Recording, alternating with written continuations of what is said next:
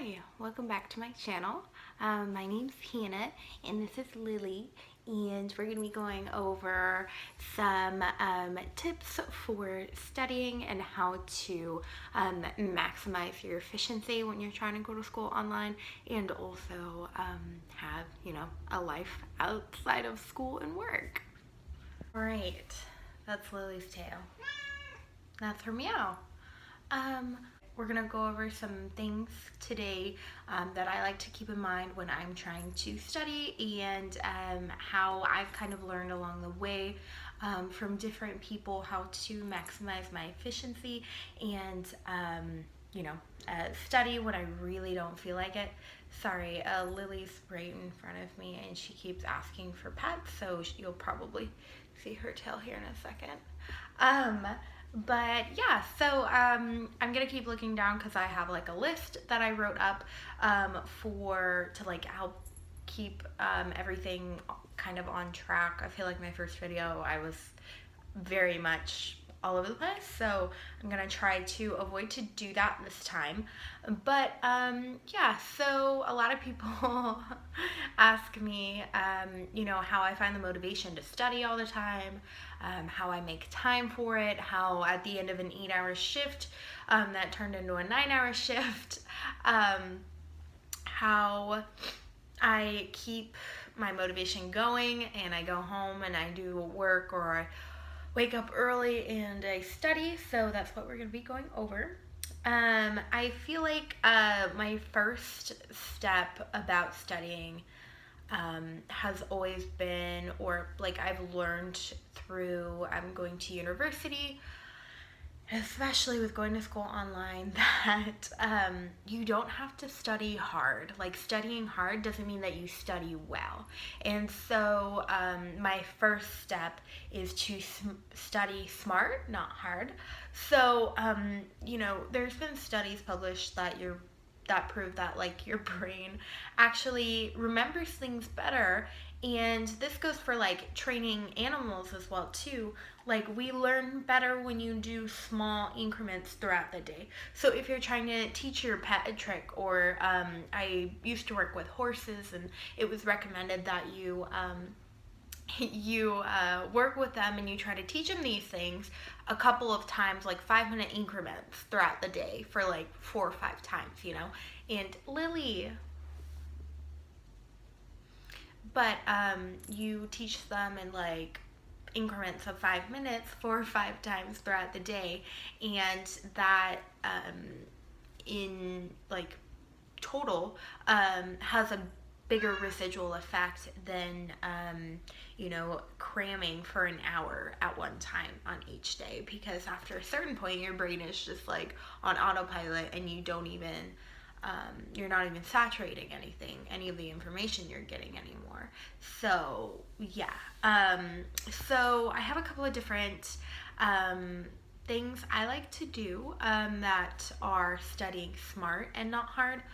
One of those things is I do like to wake up a little bit early, and I will either make coffee, which I've been bad about doing recently, so I usually just go to a coffee shop and get coffee, but I show up to work a little bit early, like 30-40 minutes, some days an hour early, so that I can go have my breakfast, drink my coffee, but I'm also doing things like school related that morning as well, so I could be just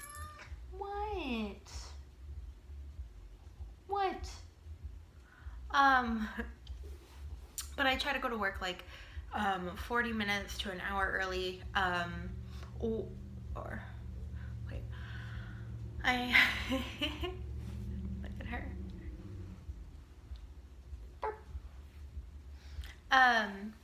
But I try to wake up early and to give myself enough time that I can do like a little bit of studying or a little bit of planning before I go to work.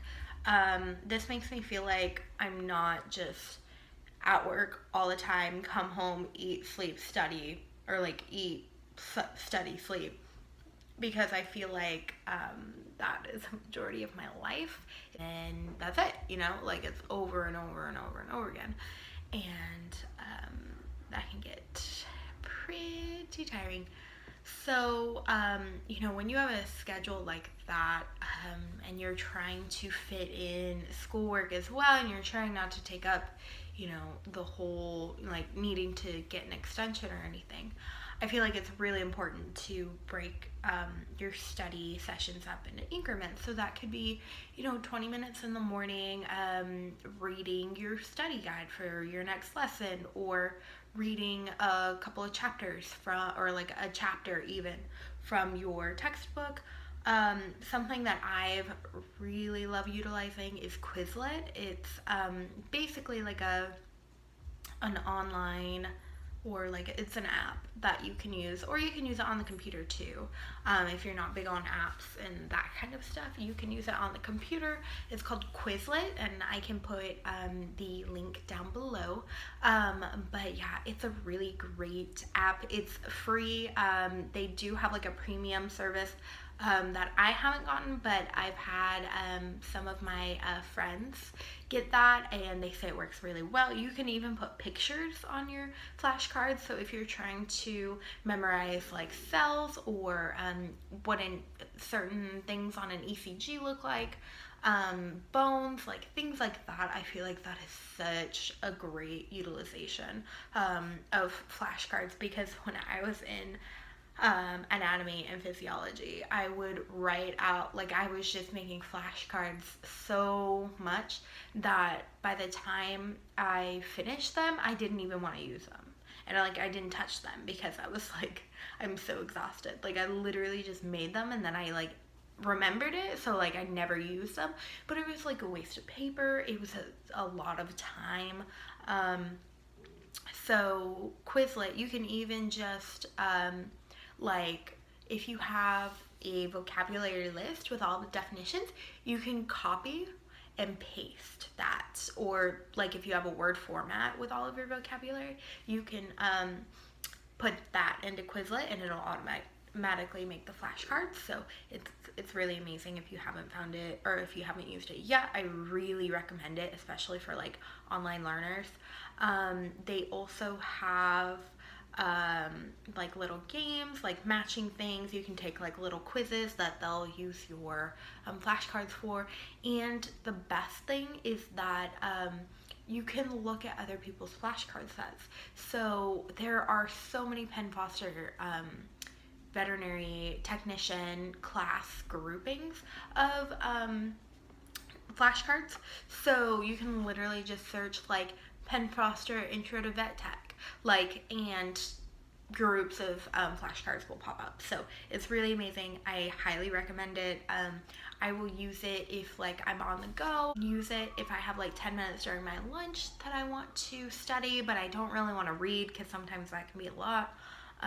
So yeah, I'll incorporate it that way.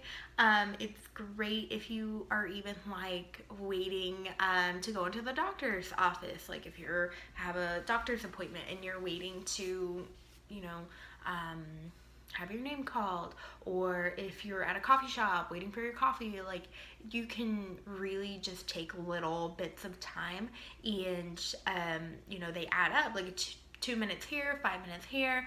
Pretty soon, like you've studied for half an hour for the day, and you didn't even know, and it didn't even feel like that. So yeah, little things like that are great.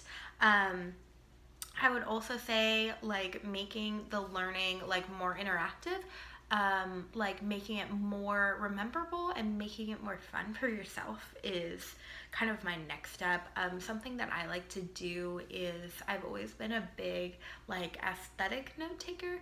So I used to, like my first semester of Penn Foster, I was writing everything out in like a nice like moleskin notebook, and it was like turning it kind of like into like a bullet journaling style of note taking, which was really great. I did have to like carry around a backpack full of like pens and everything, so that was like a downside of that, but it made it a lot of fun because I got to like use cute washi tape for my notes and put pictures in there and use different colors for different things. And I really like urban or like modern day like calligraphy and like hand lettering.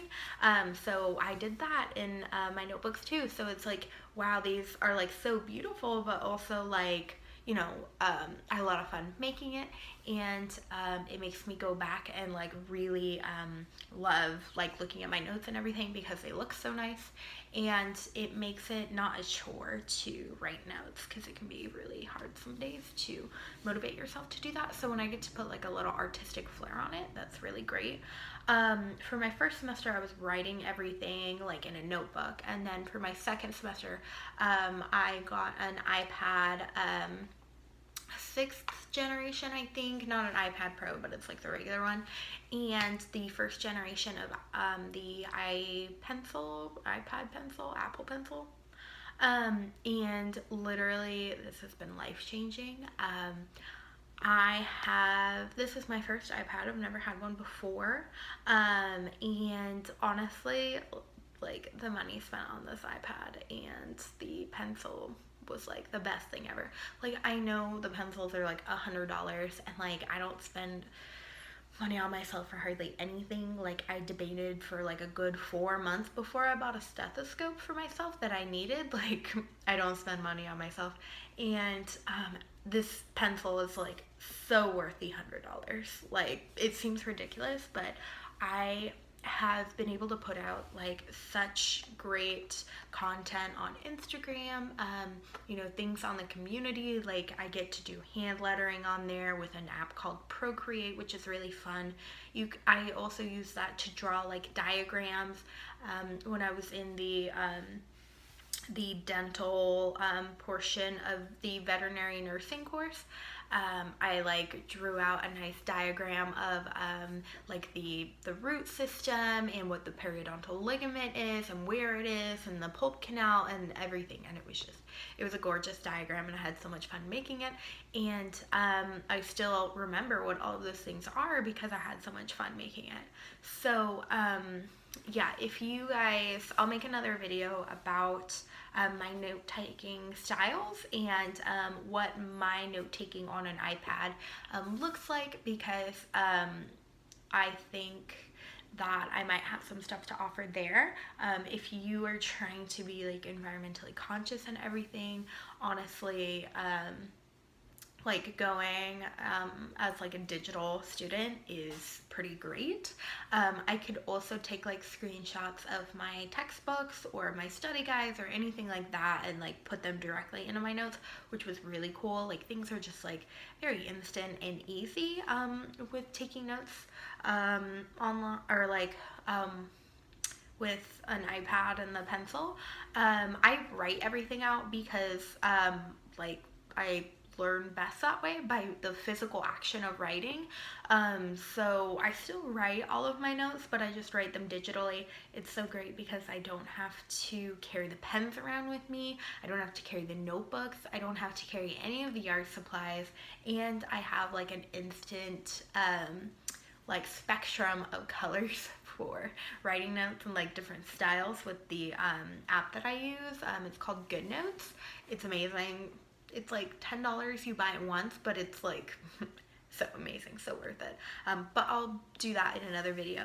Like, other things you can do to make your learning more interactive is like go on a walk while you're listening to your notes, or I like to put on the pre-recorded lectures and like clean or something like that. So it's in the background. I'm listening to it, but I'm also doing something else. So if you were stretched for time, that's a really great thing that you can do. So it's like you're learning, but you're also getting other things done. Yeah, so I recommend doing that. Other things would be like Quizlet. That's also interactive because they have like different games that you can play on there using your flashcard system, which is great. And then another one would be like just switching it up, like making sure that you're not like tired and stuck in one place, because once you are like sitting there and you've studied for like, 30 minutes, an hour, or whatever, and you're like, oh, like I'm getting like mentally drained from doing this, like switch it up, do something else. Like you don't have to don't stop studying if you have the time to continue, but kind of like switch it up a little bit. Like I will kind of plan out in my mind like what I want to do for that day. Like say I have an exam I need to take, and then I've also got like 4 chapters that I have to read of my book. Then what I'll do is, I'll start with the reading because that's the most draining for me, is the reading portions. I'll read my study guide first. I'll kind of get like a general gist of what the chapter is going to be about. And then after that, I will write down some keywords that I felt like really stood out in the study guide. And the study guide doesn't have as much of the veterinary like vocabulary as the textbook does. I feel like sorry, that's Lily. But I feel like the Elsevier, I don't know how to say that name, but I feel like the clinical textbooks have a lot of really good information. So I like to kind of get like an idea before reading the textbook from the study guides to kind of know what I'm getting into and have like a good idea of the super important terms that come up in the study guide, so that when I go to the textbook I am not kind of like lost, because there's so much information you can kind of get like overwhelmed by it. So if I have an idea I can follow it better. And then I'll go and I'll write down other terms. And so while I'm doing that, I'm making it, I'm not just like jotting things down, I'm like writing general concepts and using different colors, highlighting different things, stuff like that. So it's not like I'm just like sitting there reading or sitting there and just writing word for word in the textbook. So just kind of make it more interactive and make it more like less of a task, and make it something like you get to do. I get to learn about this today, like I get to learn about hematology today, and like I'm excited for it, like just kind of get yourself more involved. And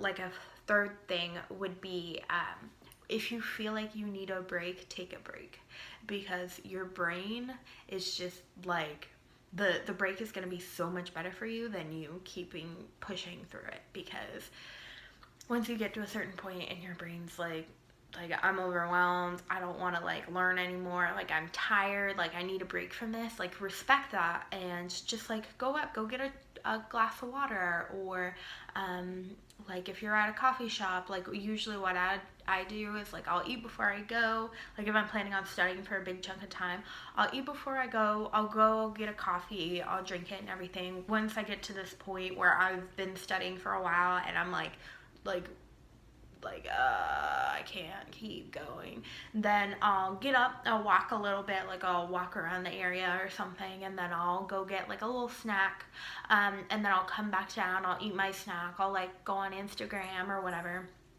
And then at that point, after I'm done with my snack, I'm usually like in a better place and I can come back. With that being said, if I'm at a point where I'm like, I just can't read anymore, like I can't take any more notes, like I just can't do it, like my brain's just not there, then what I'll do is I'll take like the key terms from that chapter and I'll go and make a flashcard set with it, or I'll write them all down so that I can remember them better, because like I said before, I'm a writer. I really like to handwrite things, and that's how I remember things. So yeah, those are just a little couple of tips there. And then one thing, I think the last thing I kind of wanted to get into was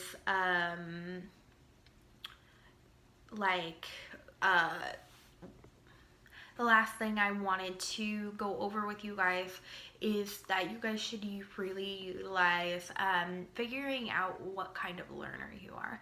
And you can be a mixture of the different types of learners, but learning what you are primarily can really help you.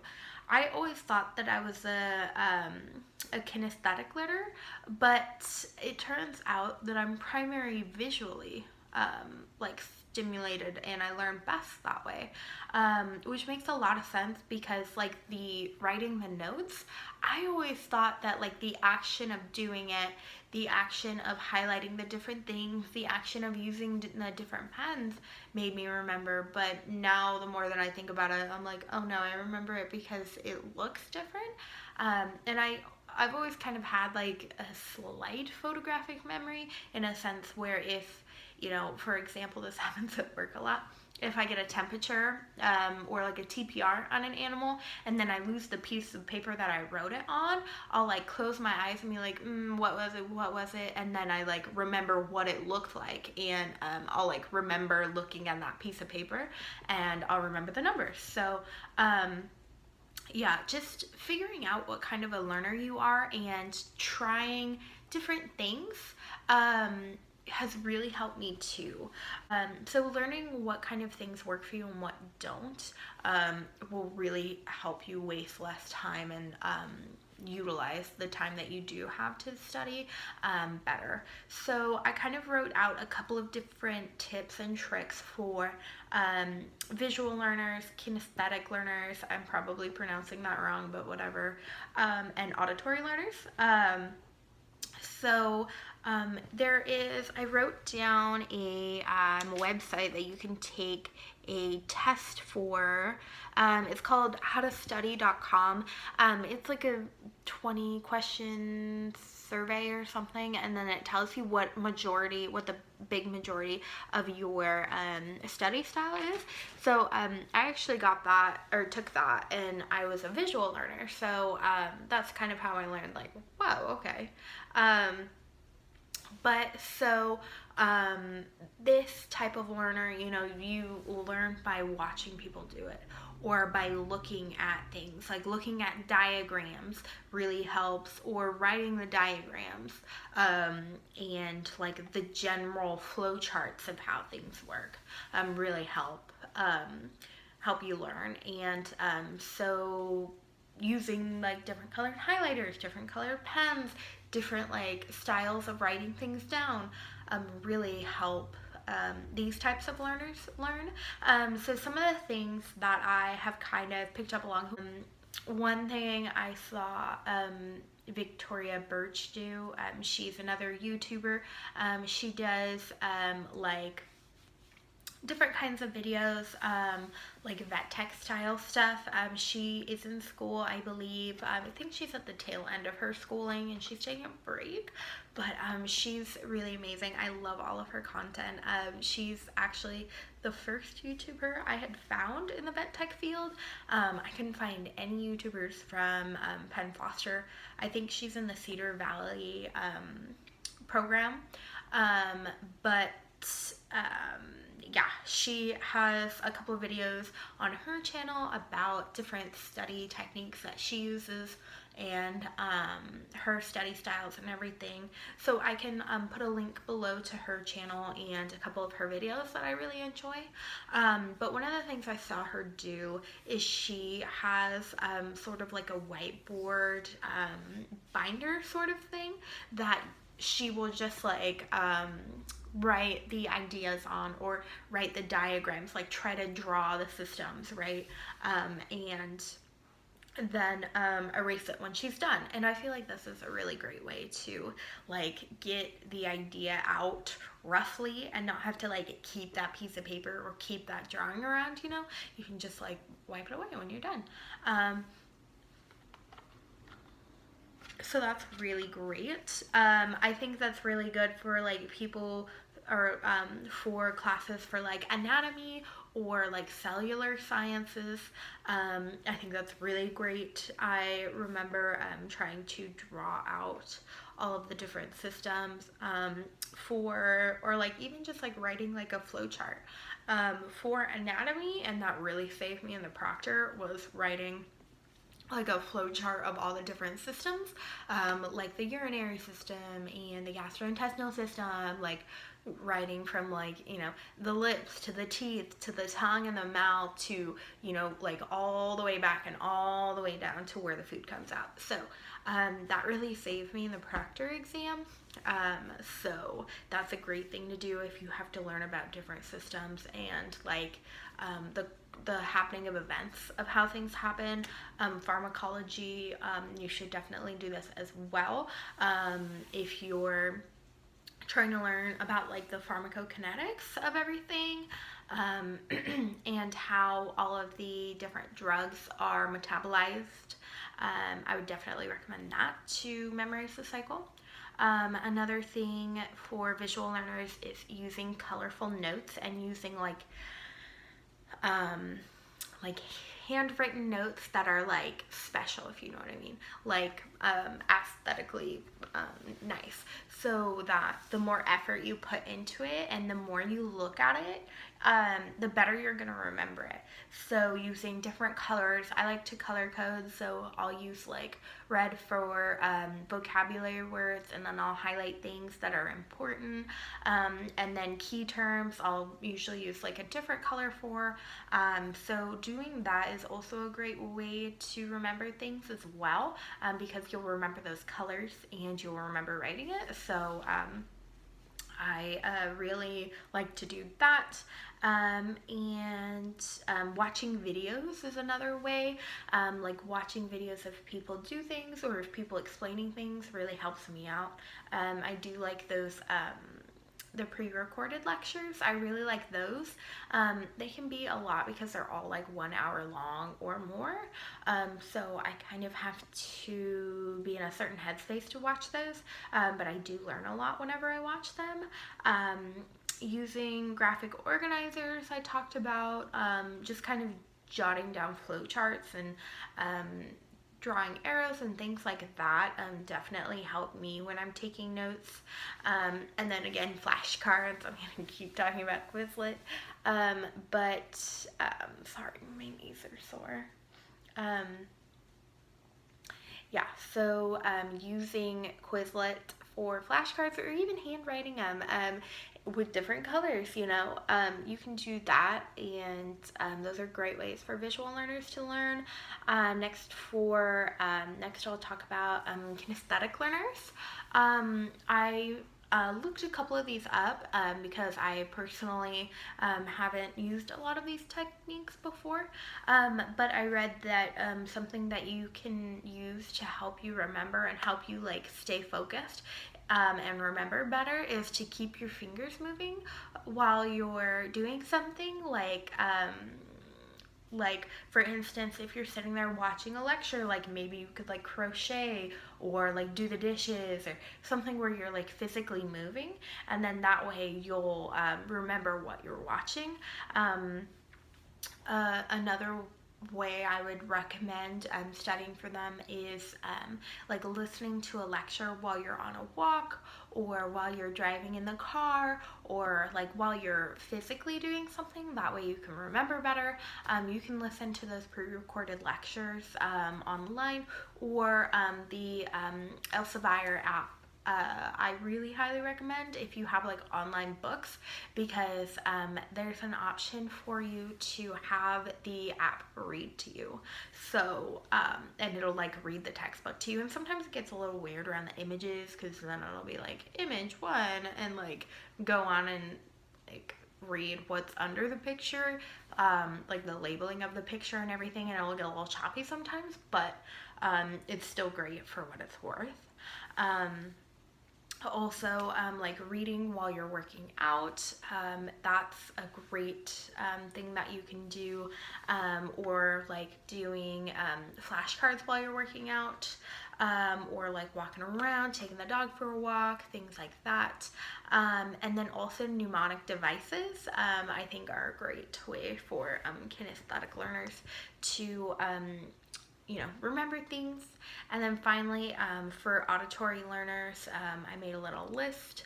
I read that like reading, when you're reading a textbook or when you're reading your study guide or even your notes, if you read out loud, you're going to remember better. So not only because you're like physically reading it and saying it, but because you're hearing yourself say it back. So that's kind of great all around. That might even be something that I utilize. Even though I'm not an auditory learner, I might try that out and see how it works for me. Using the recorded lectures, again, I just can't get over how great those are. Listening to those is really great. I talked about the textbook app that you can get for Elsevier, and it'll read out to you, so do that. Another one is talking out your answers, so kind of make like a dialogue of it and hearing yourself say it back. Something that you might even be able to do is like record yourself, like on the app on your phone, like voice memos. Record yourself like talking about like the progression of the GI system, or like the progression of the urinary system, or things like that, or even like different drugs, like talking about those drugs, or talking about like straight dental prophies, things like that. Just like talking out what you're learning about and then recording it so that you can listen to it later. That's great all around, because you have to say it, and then you have to listen to yourself when you're saying it, but then you have it recorded so you can listen to yourself later, and it sticks better in your brain because it's your own voice too. So I think that's a really great tactic to use. And then also like word association. I've read that that's a great tool to use as well for auditory learners. But yeah, those are kind of all my tips and tricks. I would say just overall, like, be patient with yourself.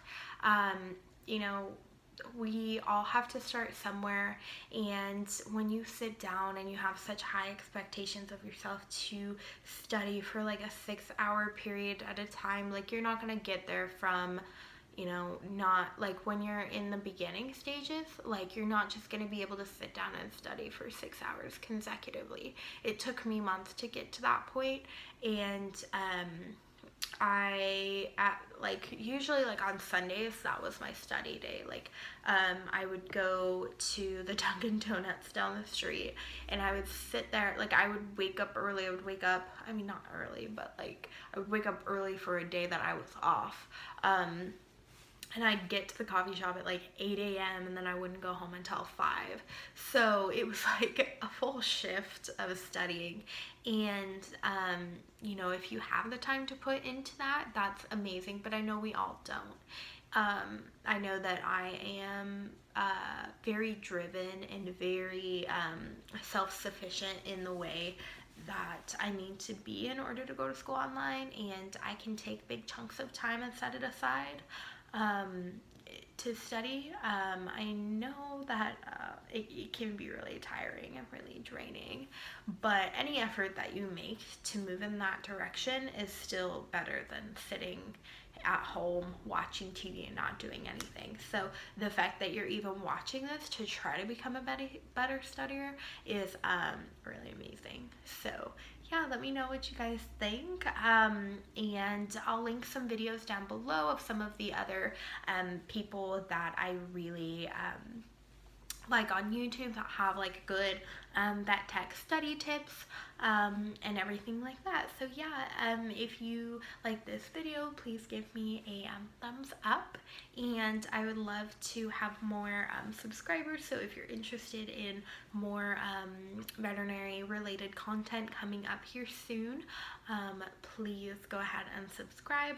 I'm going to try to do at least one video a week, though I'm going to try to do like 2 in the next couple of weeks, just so I can get the videos out and kind of get like a base going. But yeah, let me know what you guys think. If you have any like questions or anything that you wanted to add, or any specific things, just let me know. I'll leave my social media down below too, so that you guys are welcome to follow me on Instagram, or or Facebook as well. I'm also in the Penn Foster community, along with like the Facebook group too, so you can reach out to me there. But yeah, thank you so much for making it this far into my video, and I'll see you later.